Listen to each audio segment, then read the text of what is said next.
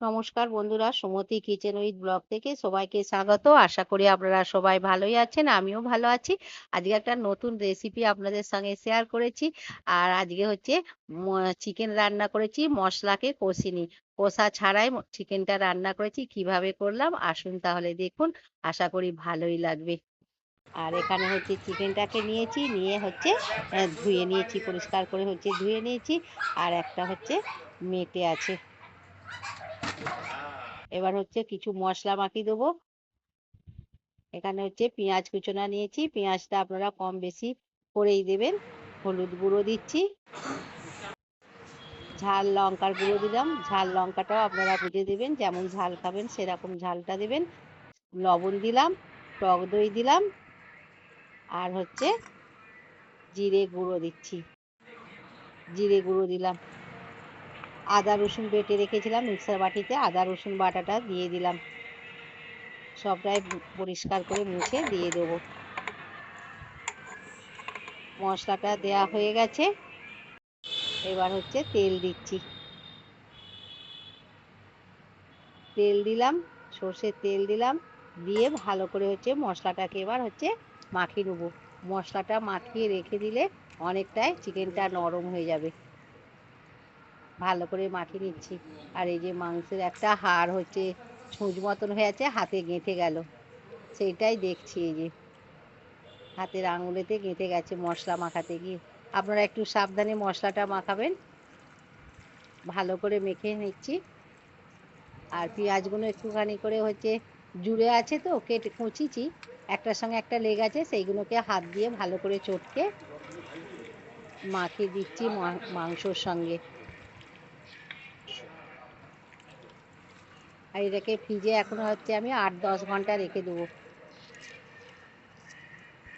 আজকে শনিবার, রাত 10টার সময় মশলাটা মাখাচ্ছি, কালকে রবিবারে মাংসটা বের করে করব।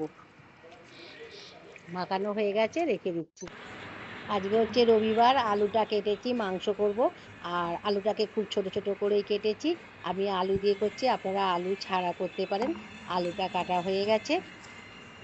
এখানে চিকেনটাকে ফ্রিজ থেকে 1/2 ঘন্টা আগে বের করে রেখে দিয়েছি। চিকেনের অনেকটা হচ্ছে জল ছেড়েছে, যেহেতু টক দই মাখানো আছে। আর দেখতেও সুন্দর লাগছে। এখানে সাদা তেল দিয়েছি, আলুটাকে একটু লাল করে ভেজে নিচ্ছি। যেহেতু চিকেনটা সমস্ত মশলা মাখিয়ে 8-10 ঘন্টা ফ্রিজে রেখেছিলাম, চিকেনটা অনেকটাই নরম হয়ে গেছে। সেই জন্য আলুটাকে ছোট করে কেটেছি আর হলুদ দিয়ে ভেজে নিচ্ছি। মিডিয়াম আঁচে আলুটাকে ভাজছি। আলুটা ভাজতে ভাজতে অনেকটাই নরম হয়ে যাবে, তাহলে তাড়াতাড়ি হচ্ছে চিকেনের সঙ্গে সেদ্ধ হয়ে যাবে।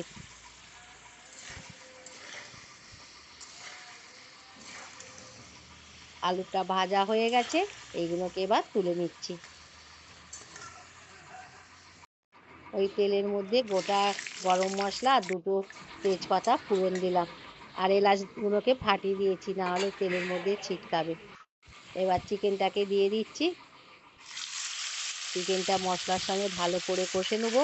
আর যে সকল নতুন বন্ধুরা আমার চ্যানেলে প্রথম, অবশ্যই চ্যানেলটিকে সাবস্ক্রাইব করবেন, পাশের বেল বাটনটি অন করবেন, সবার সঙ্গে শেয়ার করবেন, লাইক করবেন আর কমেন্ট করে জানাবেন আজকে মশলা কষা ছাড়াই চিকেনটা কেমন হয়েছে। ভালো করে এবার নেড়ে নিচ্ছি। মশলা মাখিয়ে রেখে দিলে চিকেনটা কিন্তু খুবই নরম হয়ে যায়, খুব তাড়াতাড়ি হয়ে যায়। দেখুন কতটা হচ্ছে তেল ছেড়েছে। কাশ্মীরি লঙ্কা গুঁড়ো দিচ্ছি, এটা ঝাল হবে না, একটু রঙের জন্য দিচ্ছি। লঙ্কা গুঁড়োর সঙ্গে চিকেনটাকে ভালো করে কষে নেব। খুব সুন্দর একটা দেখতে লাগবে। ভাজা আলুটা দিয়ে দিলাম, ভাজা আলুটা দিয়ে চিকেনের সঙ্গে ভালো করে কষে নেব।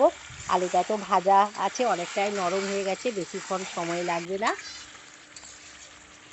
এবার হচ্ছে একটা ঢাকা দিয়ে দেবো, তাহলে তাড়াতাড়ি আরও সেদ্ধ হয়ে যাবে। ঢাকাটা এবার খুলছি, কতটা সেদ্ধ হয়েছে দেখছি, কি সুন্দর লাগছে দেখতে কালারটা। আবার ঢাকা দিয়ে দিলাম, আলুটা একটু সেদ্ধ কম হয়েছিল, ঢাকাটা আবার খুলেছি। চিকেনটায় অনেকটাই তেল ছেড়ে দিয়েছে, কিন্তু আলুটা একটু একটু সেদ্ধ হতে বাকি আছে। আর একটু লবণ কম হয়েছিল, লবণ দিলাম। আর চিকেনটা অনেকটাই হচ্ছে ঝোল কমে গেছে। একটুখানি হচ্ছে জল দেবো, একটু গ্রেভি গ্রেভি করবো, একটু ঝোল, খুব বেশি শুকনো করব না। আর আমি আলু দিয়ে করছি, আপনারা আলু ছাড়া করতে পারেন, আমাদের আলু পছন্দ করে। ভালো করে ফুটিয়ে নিয়েছি, জল দিয়ে ভালো করে ফুটিয়ে নিয়েছি। এবার হচ্ছে 1 চামচ গরম মশলা দিলাম আর 1 চামচ হচ্ছে ঘি দিচ্ছি। ঘি দিলে চিকেনের স্বাদটা কিন্তু আরও দ্বিগুণ হয়ে যায়। খুব সুন্দর দেখতে লাগছে। হয়ে গেল আমার মশলা কষা ছাড়া চিকেন। আশা করি আপনারা প্রথম থেকে শেষ পর্যন্ত দেখেছেন। এখানে হচ্ছে ঢেলে নিয়েছি মশলা কষা ছাড়া চিকেন।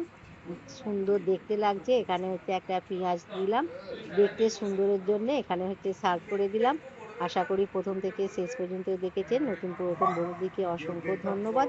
আবার একটা নতুন রেসিপি এনে দেখাবে। ততক্ষণে সুস্থ থাকবেন, ভালো থাকবেন। নমস্কার।